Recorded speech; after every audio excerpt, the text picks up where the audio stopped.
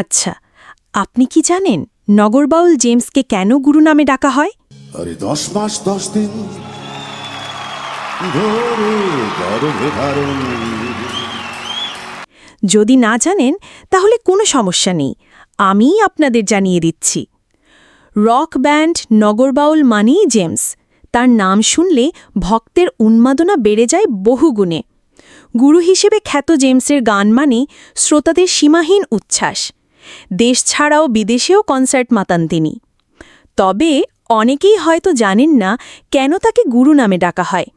সম্প্রতি সোশ্যাল মিডিয়ায় একটি বেসরকারি টেলিভিশনের লাইভ সঙ্গীত অনুষ্ঠানের অংশবিশেষ ভাইরাল হয়েছে।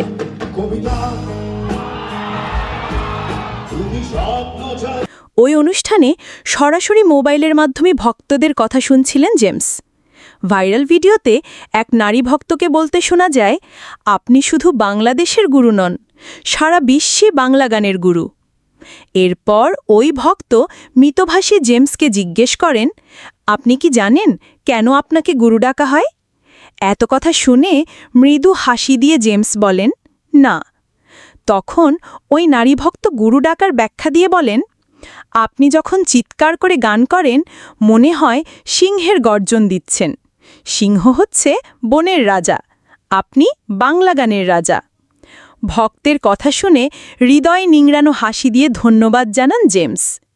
ভক্তরা জেমস কেন গুরু বলে ডাকেন এই বিষয়ে বছর 2 আগে গণমাধ্যমকে তিনি বলেছিলেন, গুরু মানে যিনি সব কিছু জানেন, আমি তেমন কিছুই না, ভালোবেসে হয়তো তারা আমাকে গুরু নামে ডাকেন।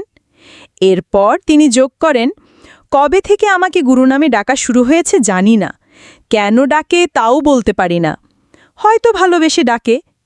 4 দশকের বেশি সঙ্গীত জীবনে কণ্ঠ দিয়েছেন বাংলা, হিন্দি সিনেমার গানসহ 8টি একক অ্যালবামে।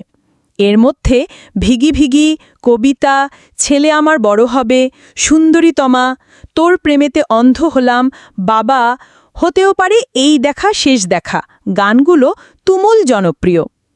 তো বন্ধু, আমাকে উৎসাহিত করতে আমার চ্যানেলটি সাবস্ক্রাইব করুন।